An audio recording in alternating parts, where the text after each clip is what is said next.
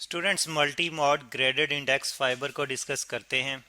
यहाँ पे अगर हम way of propagation of light देखें तो मल्टी मॉड से मुराद यही है कि एक से ज़्यादा वे होगा, यानी कि एक से ज़्यादा मेथड लाइट फॉलो करेगी और actually continuous refraction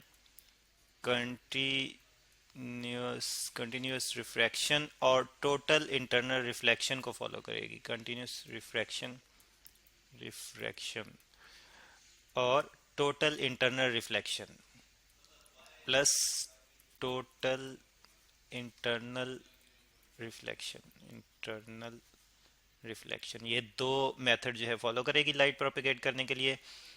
reflection REF reflection, sorry LECTION reflection, इन दो मेथड्स को फॉलो करेगी लाइट, कंटिन्यूस रिफ्लेक्शन और टोटल इंटरनल रिफ्लेक्शन को। अब लाइट कंटिन्यूसली रिफ्लेक्ट होती जाएगी और कैसे रिफ्लेक्ट होती जाएगी, अच्छा इसको हम जो है वो डायग्रामेटिकली समझने की कोशिश करते हैं। यहाँ पे हम एक multi mode graded index fibre को की स्ट्रक्चर डायग्राम और उसके साथ साथ उसका जो है way of propagation of light जो है वो देखेंगे। देखें दरमियान में जो है वो डेंसिटी हाई है। अब यहाँ पे दरमियान में जो है उसको हम कोर कहते हैं, दरमियान में हाई डेंसिटी जो है ये कोर है, ठीक है। और कोर जो है इसका डायमीटर की अगर हम बात करें तो ये कोई फिक्स डायमीटर नहीं होता, बल्कि कंटिन्यूसली चेंज होता है towards the outer boundary of the fibre. अच्छा, यानी कि दरमियान से बाहर की तरफ जो है वो कोर का डायमीटर चेंज होता है तकरीबन 50 माइक्रोमीटर से 1000 माइक्रोमीटर तक डायमीटर की जो है वो कोर का डायमीटर हो सकता है एक ग्रेडेड इंडेक्स फाइबर का। एक multi mod graded index fibre का जो कोर डायमीटर है वो 50 माइक्रोमीटर से लेकर 1000 माइक्रोमीटर तक हो सकता है। अब हमने बात की थी कि कंटिन्यूसली बाहर की तरफ जो है वो चेंज होता है, इससे मुराद ये है कि इसकी डेंसिटी जो है वो कंटिन्यूसली कम होती जाती है बाहर की तरफ, यानी कि आउटर बाउंड्री जो है उसकी फाइबर की इसकी तरफ, ठीक है। आप देख रहे हैं दरमियान में कलर डेंसिटी जो है वो हाई है, कलर की इंटेंसिटी हाई है, और फिर आउटसाइड जो है वो इंटेंसिटी कलर की कम होती जा रही है। इसको एक्चुअली ये यही चीज़ रिप्रेजेंट कर रही है कि टुवर्ड्स द आउटर बाउंड्री जो है वो डेंसिटी आस्ता आस्ता यानी कि ग्रेजुअली कम होती जा रही है, और उससे क्या होगा, रिफ्रैक्टिव इंडेक्स भी ग्रेजुअली कम होगा, आस्ता आस्ता कम होगा। अच्छा, और फिर हम देख रहे हैं कि कोर और क्लैडिंग के दरमियान में कोई शार्प बाउंड्री नहीं है, कोई फिक्स बाउंड्री हमें कोर और क्लैडिंग के दरमियान में नज़र नहीं आ रही। ये रीजन जो है ये क्लैडिंग को रिप्रेजेंट करेगा, क्लैडिंग। और इसीलिए हम इसको ग्रेडेड इंडेक्स फाइबर कहते हैं, क्योंकि यहाँ पे जो है वो कंटिन्यूस सॉरी ग्रेजुअली जो है वो इंटेंसिटी चेंज होती है, डेंसिटी चेंज होती है, और डेंसिटी चेंज होने की वजह से रिफ्रैक्टिव इंडेक्स भी ग्रेजुअली चेंज होता है। अब हम देखें कि यहाँ पे फिर लाइट किस तरह से प्रोपिगेट करेगी, और हमने बात की थी कि मल्टी मोड है तो दो तरह से प्रोपिगेट करेगी, कंटिन्यूस रिफ्लेक्शन और टोटल इंटरनल रिफ्लेक्शन की बेस पर। अब कंटिन्यूस रिफ्लेक्शन हमें यहाँ पे ये जो है बिल्कुल तकरीबन एक हम देख सकते हैं कि कर्व्ड पाथ जो है वो नज़र आ रहा है लाइट का। ये कर्व्ड पाथ किस तरह से बन सकता है, इस चीज़ को हम समझने की कोशिश करते हैं। स्टूडेंट्स, हम जानते हैं कि जब डेंसिटी डेंसर मीडियम से रेयर मीडियम की तरफ लाइट जो है वो जाती है तो नॉर्मल से अवे बेंड हो जाती है। यहाँ पे अगर हम जो है वो इसको इस तरह से रिप्रेजेंट करने की कोशिश करें कि ये जो है वो ये हमारे पास चले ऊपर जो हमने जो है वो ली है ऑप्टिकल फाइबर, इसी को जहाँ पे हम दोबारा से ले लेते हैं, ठीक है। इसके मुताबिक हम समझने की कोशिश करते हैं। आप देख रहे हैं यहाँ पे डेंसिटी जो है वो ज़्यादा है, ठीक है।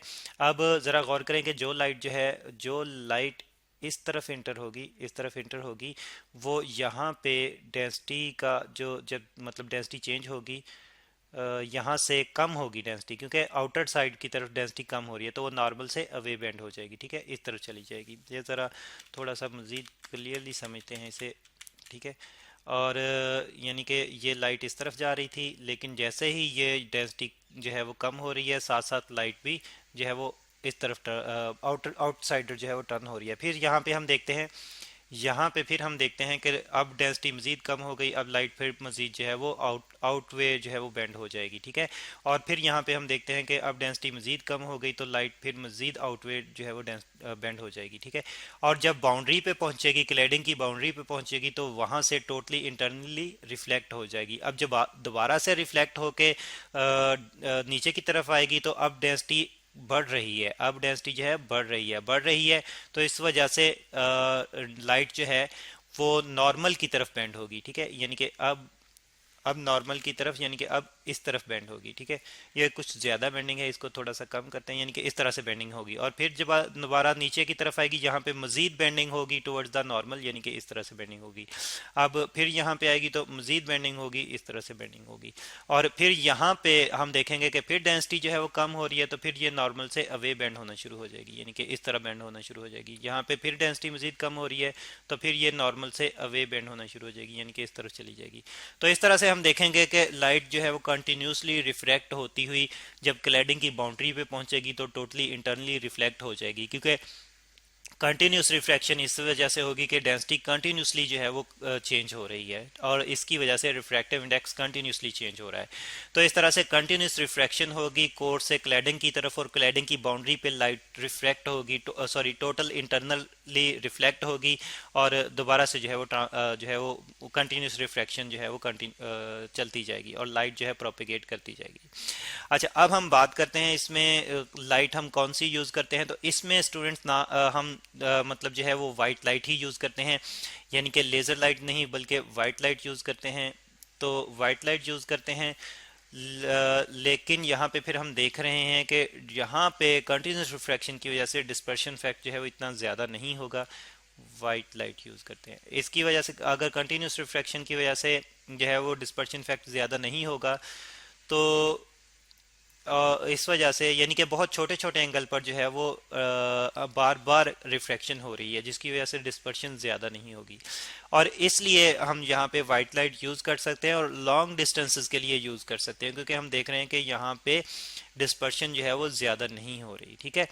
तो ये लॉन्ग रेंज जो है वो long range white light use करते हुए लॉन्ग रेंज तक यूज़ की जा सकती है multi mode graded index fibre, ठीक है।